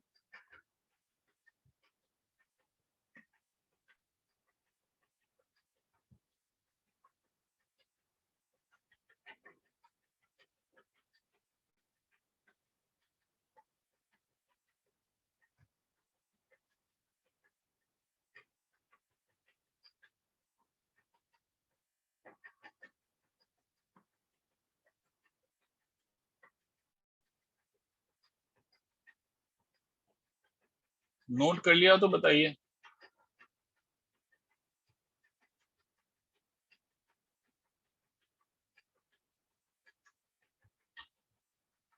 नोट कर लेना तो बताना please. Done, sir. Done, sir. I hope सबको क्लियर होगा। 2-3 बच्चों की आवाज आती है, बट आई होप कि सबको क्लियर होगा कि how I have converted everything in terms of phi. मैंने Yes, सारी चीजों को फाई के टर्म्स में कैसे चेंज किया है। आप कुछ नहीं करना है बेटा, जो भी आपने किया है, जो भी value you have found in terms of phi, वो सारी वैल्यूज को आप इस बायट-सवर्ट्स लॉ के इस फॉर्मूले में पुट कर दीजिए, और सारी वैल्यूज को आप इस बायट-सवर्ट्स लॉ के फॉर्मूले में पुट करने के बाद आप सॉल्व कर लीजिए। तो अगर आप इन सबको सॉल्व करेंगे तो क्या आएगा सर? तो देखिए dv की वैल्यू क्या आएगी? dv की वैल्यू आ जाएगी mu naught upon 4 pi I dl dl as it. dl की वैल्यू हमने क्या निकाला था? तो dl हम लोगों ने शायद लिखा था a sec square phi d phi, ये हमारा dl आया था देखिए। और उसके बाद साइन थीटा को हमने क्या बोला था? Sine theta was equal to cos phi. r was equal to what? r was equal to sec phi. r was equal to sec phi, तो r square to sec square phi. देख लेना मैंने सही पुट किया है क्या सारी values को? अगर आप ये देखो तो अब यहाँ से फाइनली आप क्या कह सकते हो? तो फाइनली देखो sec square phi and this sec square phi, ये sec square phi and this sec square phi will cancel out. Clear? अगर आप इसको फर्दर देखें तो sir dv is equal to mu naught I A, बहुत बढ़िया, मैं अकेला सीख रहा हूँ, आप लोग सबको आता था, मुझे ही बस नहीं आता था, cos फाई d फाई, ये आपको इंटीग्रेट करना है, ठीक है, to get the net magnetic field. अब जब आप इंटीग्रेशन करेंगे तो इसकी कुछ लिमिट भी तो होगी आमना बस। Yes, sir. अब लिमिट किसके टर्म्स में होगी? तो ऑब्वियसली फाई के टर्म्स में। अब ध्यान से देखना sir. मैं कैसे लिमिट लिख रहा हूं। अगर मैंने if I would have taken the first element, तो फर्स्ट एलिमेंट सबसे पहला एलिमेंट तो इस एंड पे होता, तो इस एंड का जो यहाँ पर फाई बन रहा होता या एंगल बन रहा होता, let me call this as something phi 1। और इसी तरह से ये आखिरी एलिमेंट कहाँ होता? At the top most and of the wire. तो इसका जो यहाँ पर इसी परपेंडिकुलर के साथ एंगल बनता है वो कितना होता? फाई 2। अगर नहीं समझ में आया तो पूछो भाई, फाई एक्चुअली में है क्या? तो phi was actually the angle between the R and A. तो अगर आप यहाँ पर कोई एलिमेंट लेंगे, ध्यान से देखिए फिर से, यहाँ पर कोई एलिमेंट लेंगे तो उसके लिए आर ये है और ए ये है, तो इन दोनों के बीच कुछ एंगल बनेगा and that would be the first angle, that is phi 1। Let me call this as phi 1, ठीक है, बिकॉज फाई एक्चुअली में यही एंगल है सर। और सबसे लास्ट एलिमेंट लेंगे तो ये टॉप मोस्ट एंड पे आएगा, वो जो इस परपेंडिकुलर के साथ एंगल बनाएगा, let me call that as phi 2। अब इसमें एक बात और देखो, फाई 1 और फाई 2 ये दोनों are they on the same side of the perpendicular और they are on the opposite side of the perpendicular? What do you say? मतलब अगर ये वायर के पे ये परपेंडिकुलर है तो फाई 1 और फाई 2 परपेंडिकुलर के सेम साइड पे हैं या परपेंडिकुलर के दो ऑपोजिट साइड पे हैं? Phi 1 and phi 2 So opposite side पे। Opposite opposite side. साइड्स पे। इसका क्या मतलब है सर? इसका मतलब है कि इस केस में if you will take phi 1 negative तो you will take phi 2 as positive, और if you will take phi 1 positive तो you will take phi 2 as negative. मतलब because they are on the opposite side. अगर same side पे होते तो दोनों ही positive लिए जाते। अगर मान लो फाई 1 और फाई 2, सर ऐसा हो सकता है कि they are on the same side?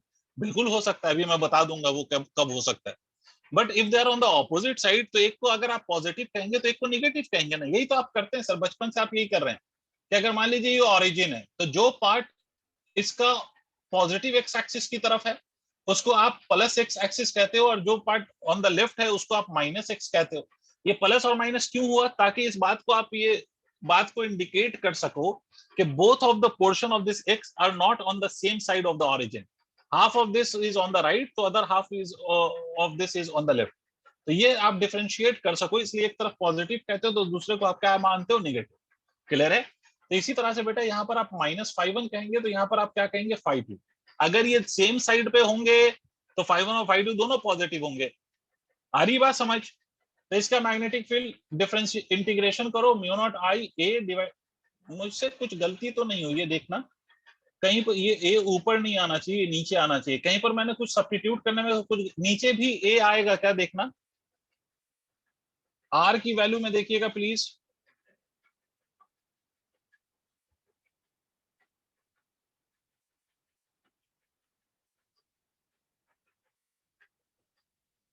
Yes, sir. R की Sir- वैल्यू में नीचे A होना था। ए होना था ना, तो this means that it will be a square I guess, मतलब ए सेक फाई आएगा। आर की वैल्यू में ए सेक फाई लिखते तो आर स्क्वायर है तो ए स्क्वायर हो जाएगा। एक ए और एक ए यहाँ कैंसिल हो जाएगा सर, तो ये म्यू नॉट आई 4 पाई ए बचेगा, म्यू नॉट आई 4 पाई ए। ठीक है भाई, सबको दिखाई दे गया? अनुष्का, आर्यन, Yes. श्रीन, ठीक है। cos फाई का इंटीग्रेशन, cos का इंटीग्रेशन प्लस साइन फाई होता है, तो अगर मैं इसका इंटीग्रेशन करूं तो sine phi with the limits of -φ1 से φ2, इसमें आप लिमिट्स पुट करिए तो मैग्नेटिक फील्ड की वैल्यू क्या आ जाएगी, mu naught I upon 4 pi a, this will be written as equal to sine φ2 minus of sine of -φ1। कोई मुझे बताएगा एटलीस्ट, आप लोगों के पास चलो अभी मैथ्स नहीं है बट 10th तक तो मैथ्स थी और शायद आपने तैयारी भी किया होगा 10th बोर्ड की। ठीक है, मुझे एक बात बता सकते हैं कि sine of minus theta is minus sine theta और plus sine theta?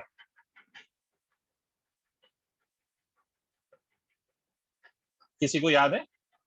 Sine of minus theta नहीं यार, ये सब याद रखा करो if you are preparing yourself for NEET exams. तो नीट एग्जाम अगर प्रिपेयर कर रहे हो तो फिजिक्स तो देना पड़ेगा, और फिजिक्स का में ये छोटी छोटी चीजें याद रखनी पड़ेंगी आपको कि साइन ऑफ माइनस थीटा मेरे बच्चों माइनस साइन थीटा होता है, और cos of minus theta is plus cos theta.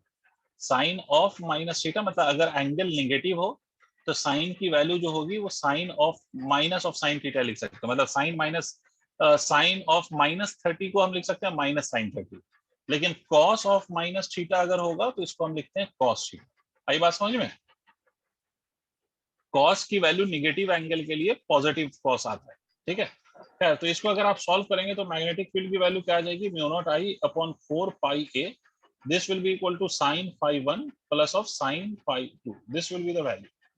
ठीक है, ये आपकी वैल्यू आ जाएगी मैग्नेटिक फील्ड की, ये वैल्यू आ जाएगी, ये फॉर्मूला है मैग्नेटिक फील्ड का। पता नहीं सर क्या कर गए, तुम ही समझे सर, हमें तो कुछ भी ना आ रहा। नहीं सर, आ गया समझ में। वेरी गुड, अगर आ Yes. गया तो प्लीज इसको नोट करिए, इस पे खेल खेलते हैं थोड़ा सा और। Before we start solving question we have to discuss few things related to this formula, उसके बाद हम क्वेश्चन पे आएंगे।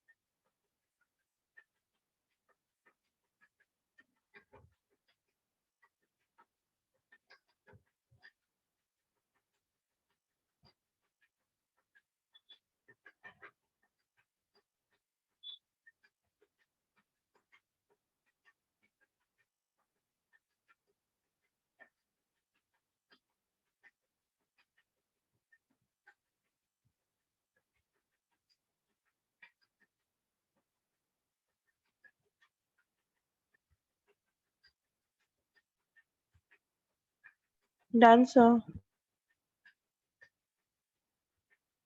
वेरी गुड, तो ये तो हो गया सर, ये सिचुएशन है जिसमें A is perpendicular to the wire and the angles are on the opposite side of this perpendicular, और एक φ1 और φ2 both are on the opposite side of this perpendicular, तो एक को आपने -φ1 माना, दूसरे को आपने प्लस माना। ये तो वो सिचुएशन हो गई। अब इसके बाद भाई सबने नोट कर लिया, Aryan can I erase this? Yes, sir. ठीक है, अगर आप, चलो इरेज नहीं करता, मैं दूसरी स्लाइड स्टार्ट कर देता हूँ। तो ये रिजल्ट आ गया। अब अगर मान लो सर यही अगर वायर ऐसे होती, ट्राई टू अंडरस्टैंड जो मैं आपको सिखाना चाह रहा हूँ, अगर ये वायर ऐसे होती, जरूरी थोड़ी है कि पॉइंट बिल्कुल वायर के सामने हो। भाई अगर ये पॉइंट यहाँ पे होता है, मेरे बच्चों मेरे लाल जो सिखा रहा हूँ वो अच्छे से सुन लेना, क्योंकि नॉर्मल बुक्स के अंदर, ये नॉर्मल क्या, अच्छी भी किताब ले आओगे तो पढ़ के नहीं समझ आ जाएगा। नॉर्मल बुक्स में तो ऐसी चीजें लिखी हुई नहीं है। ठीक है, नॉर्मल का मतलब ये है कि जो आप 12th के लिए पढ़ते हो, परदीप टाइप्स। ठीक है, अगर मान लो ये पॉइंट यहाँ है, क्लियर हो गई बात, पॉइंट यहाँ पर है, तो इस केस में क्या करेंगे सर? इस केस में क्या करेंगे, पॉइंट यहाँ पर है, अभी जो हमने डेरिवेशन किया था तो पॉइंट यहाँ था, तो ये वाला एंड भी एंगल फॉर्म करता हुआ दिखाई दे रहा था, ये वाला भी, और ये परपेंडिकुलर टू द वायर था। बट अगर पॉइंट कहीं यहाँ पर हो जहां पर वायर है ही नहीं, वो वहां पर पॉइंट है, तो ऐसे केस में हम क्या करते हैं? तो हमेशा याद रखिएगा मेरे बच्चों, मेरे लाल, मेरे पीले, मेरे ब्लू, मेरे नीले, ऐसे केस में ये मत कह दीजिएगा कि ये डिस्टेंस है, ना ना ना। जिधर वायर नहीं है आप इमेजिन करिए कि उधर आपने वायर को एक्सटेंड किया है और वहां पर आप एक परपेंडिकुलर ड्रॉप करिए, ये आपका ए होगा। पहले ये बात समझ में आई? जिधर वायर नहीं है वहां पर वायर ड्रॉ करके उसको परपेंडिकुलर डिस्टेंस देखिए, तो वो आपका ए कहलाएगा। नहीं आया रे, नहीं आया। आ गया सर। जैसे अगर किसी को नहीं समझ में आया तो मैं इसको एक सिचुएशन बना देता हूं। देखो, आपसे बोला गया कि सर यहाँ पर आपको मैग्नेटिक फील्ड फाइंड करनी है और ये वाला जो एंगल गिवन है ये एंगल थीटा है, ठीक है, और ये वाली लेंथ ए है मान लीजिए। तो आप ये मत कह दीजिएगा कि परपेंडिकुलर डिस्टेंस ए हो गई ना। आपको क्या करना पड़ेगा? आपको ये निकालना पड़ेगा। इधर वायर को एक्सटेंड करिए और ये निकालिए। ये क्या होगा? This will be A cos theta, this will be the perpendicular distance. पहले तो ये समझिए। Is it clear? दूसरी बात, अगर आप ये एंड कंसीडर करोगे तो इस एंड का पोजीशन वेक्टर ये है और परपेंडिकुलर टू द वायर ये है। अरे हाँ ना बोलो। Yes, sir. उसी तरह से दूसरा एंड इस वायर का इधर है और इसका परपेंडिकुलर पोजीशन वेक्टर ये है। तो दोनों का एंगल किसके साथ आपको देखना होता है? φ1 φ2 कौन सा एंगल है? आर और ए के बीच का। समझ आई बात? इस एंड का जो आर है वो ये है और ये ए है। अनडाउटेडली ए मतलब perpendicular distance to the wire. इस वाले एंड के लिए ये आर है, इसको मैं ये आर इज इक्वल टू ए कह देता हूं, इसको आर डैश कह देता हूं। तो यहां पर मुझे एक बात बताओ, क्या ये जो एंगल बनेगा दोनों एंड के लिए, दोनों एंड ऑफ द वायर का जो एंगल यहां पर बन रहा है, या जो पोजीशन वेक्टर और ए के बीच एंगल बन रहा है, वो परपेंडिकुलर के सेम साइड पे है या ऑपोजिट साइड पे? What is your same side opinion sir. On this? Same side. Same side. अरे सबको नहीं आया शायद। भाई ये परपेंडिकुलर टू द वायर है, ये है परपेंडिकुलर, ये है। तो इस एंड का एंगल इस परपेंडिकुलर के ऊपर बन रहा है और इस एंड का भी एंगल इस परपेंडिकुलर के ऊपर ही बन रहा है। अगर आपके एंगल्स परपेंडिकुलर के सेम साइड पे बनेंगे तो यही इंटीग्रेशन जो अभी आपने किया था मैग्नेटिक फील्ड का, उसी में आप लिखेंगे mu naught I upon 4 pi a into cos phi, जो था वो तो एज इट इज। बट इस केस में जब आप φ1 और φ2 लिखेंगे तो दोनों को आप पॉजिटिव लेंगे, किसी को निगेटिव नहीं करेंगे इस केस में। I hope I made my point clear to all.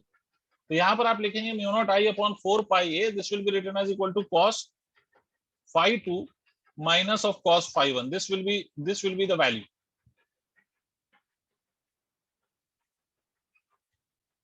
आई बात समझ में? इसका मतलब है कि अगर angle is on the same side of the perpendicular तो उस केस में बीच में माइनस साइन आ जाएगा।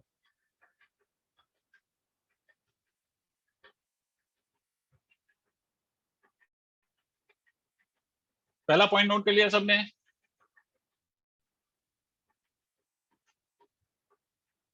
अगर ये φ1 और φ2 both are the angles on the same side of the perpendicular तो बीच में माइनस साइन आएगा। अच्छा ये मैंने गलती कर दी है, सॉरी सॉरी सॉरी, इसीलिए तुम लोग कुछ बोल नहीं रहे कि पता नहीं मास्टर ने क्या लिख दिया, तो बोला करो ये sin φ2 minus of sin φ1। Clear बच्चों? ए बच्चों ये Yes, sir. Yes, sir. Yes sir. ये नोट किया? ये नोट करो जल्दी से, अभी एक दो और छोटी छोटी बातें करनी है रिलेटेड टू दिस फॉर्मूला।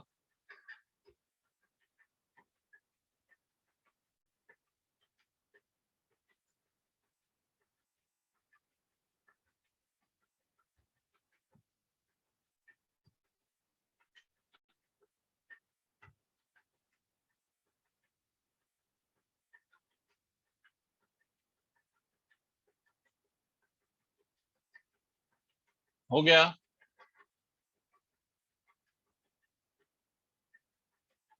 अरे ये तो लिख लिया होगा बच्चों। सर एक सेकेंड। ओके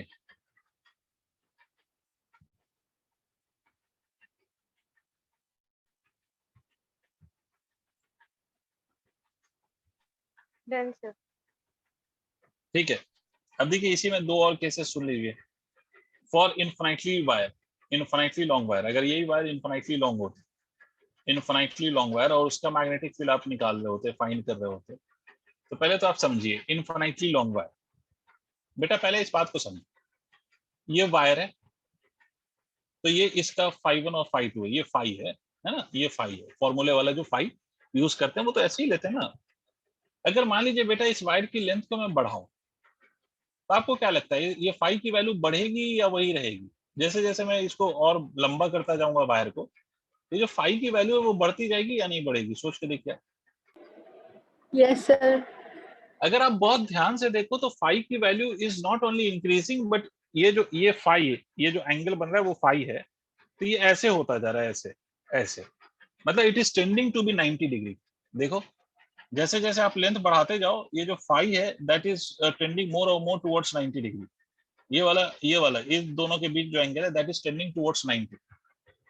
तो बेसिकली हम क्या मान लेते हैं, हम मान लेते हैं कि अगर हमारी जो वायर है if it is infinitely long, अगर ये वायर हमारी इनफाइनाइटली लॉन्ग हो जाए, if the wire becomes infinitely long, तो उस केस में ये जो φ1 और φ2 बन रहा है परपेंडिकुलर के साथ जो दो एंड ऑफ द वायर का एंगल बनता है, दोनों को भी कंसीडर देम एज 90 डिग्री। तो φ1 is equal to φ2 is equal to 90 degree.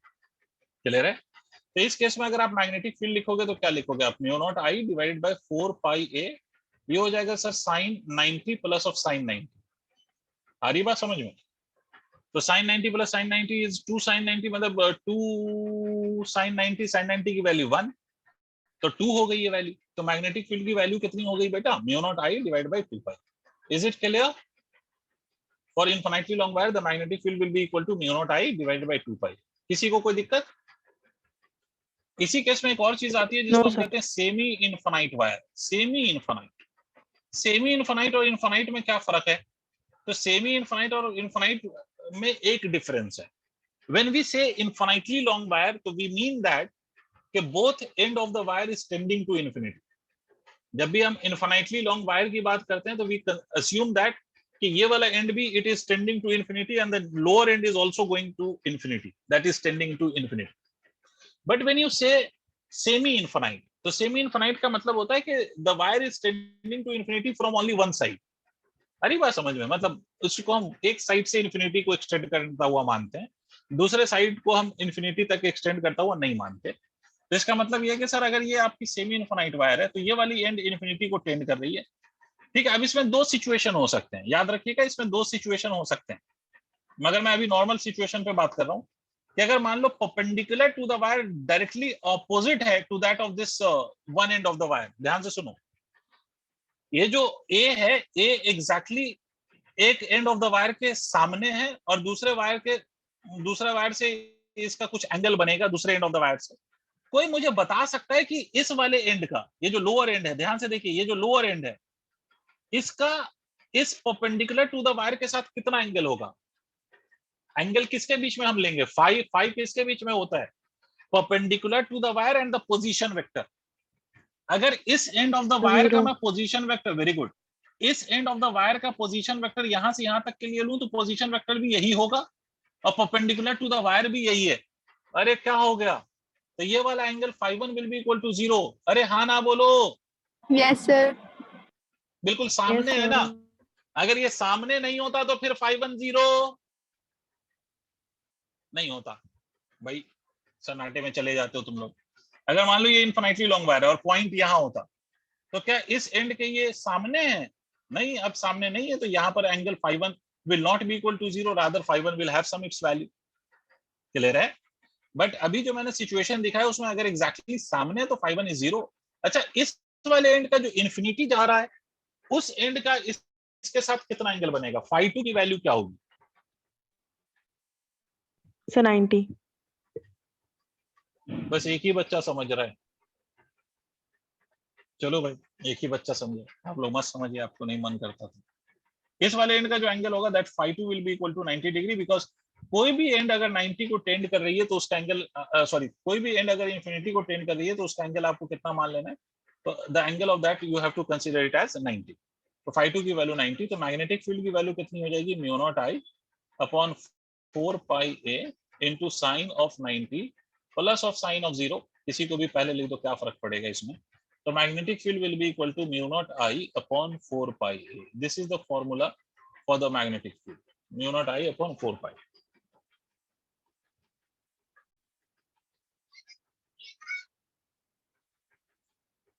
Please note करें इन सबको।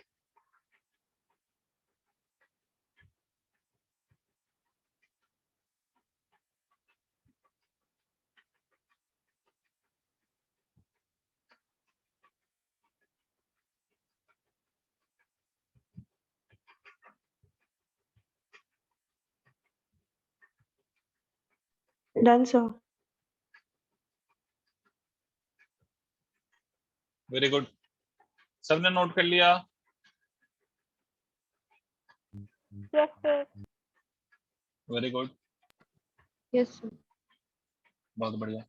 एक क्वेश्चन जल्दी से मुझे करके बताइए। ये एक वायर है, इसमें करंट फ्लो कर रहा है 4 एम्पियर का। एक पॉइंट यहाँ पर, ठीक है, आपसे बोला गया कि ये वाला जो पॉइंट है वो हॉरिजॉन्टल के साथ this point makes an angle of 30 degree, और ये वाला जो पॉइंट है, ये वाला point this makes an angle of 60 degree. ठीक है, ये वाली जो लेंथ है, ये वाली लेंथ, ये वाली लेंथ जो रेड से रिप्रेजेंट कर रहा हूँ, ठीक है, this length is of 20 centimetre. आपको बताना है इस पॉइंट पर मैग्नेटिक फील्ड की वैल्यू क्या होगी। What would be the value of the magnetic field at this point? बताइए जल्दी। सारा इंफॉर्मेशन जो भी रिक्वायर्ड है is given already. You have to find out the value of magnetic field.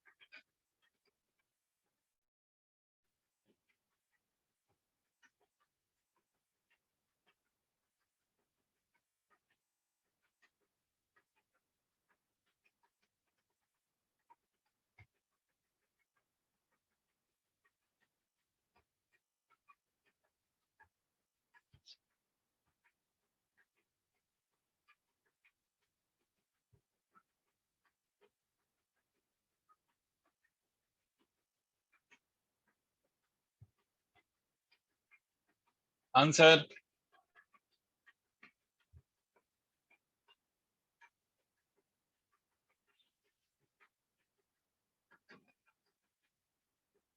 इसमें sin phi 2 minus sin phi 1 आएगा या sin phi 2 plus sin phi 1 आएगा?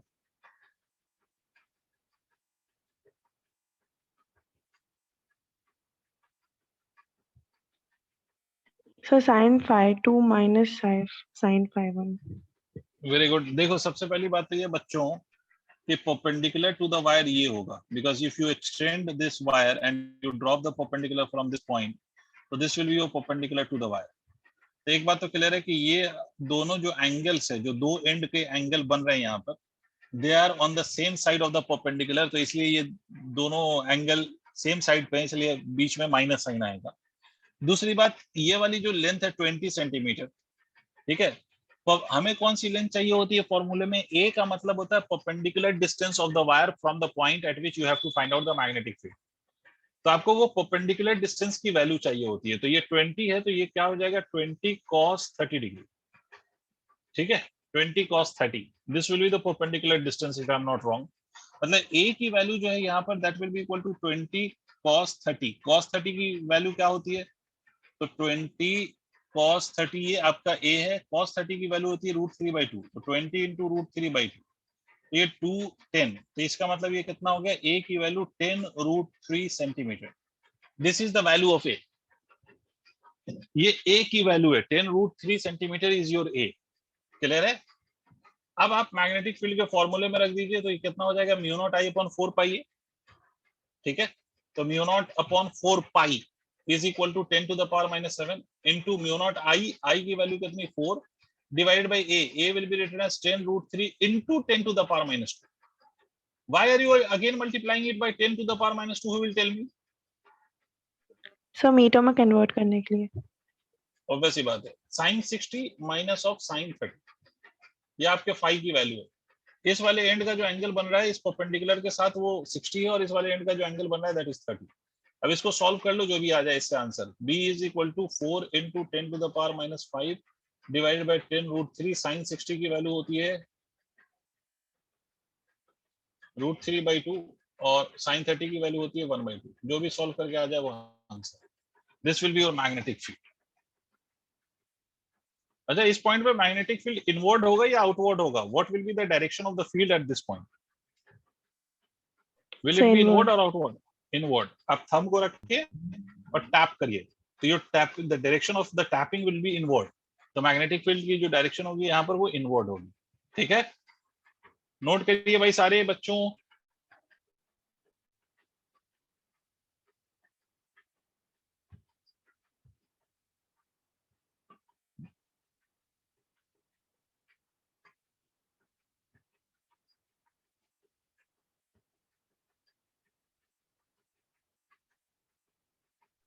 Done, sir. भाई सबने नोट कर लिया? Yes. ठीक है, सबने अगर नोट कर लिया तो that is all for today. Rest हम नेक्स्ट क्लास में सीखेंगे सर। तो आज इतना ही, बाकी चर्चा हम नेक्स्ट क्लास में करेंगे। ठीक है, thank you, Thank you, sir. Bye, sir. Bye.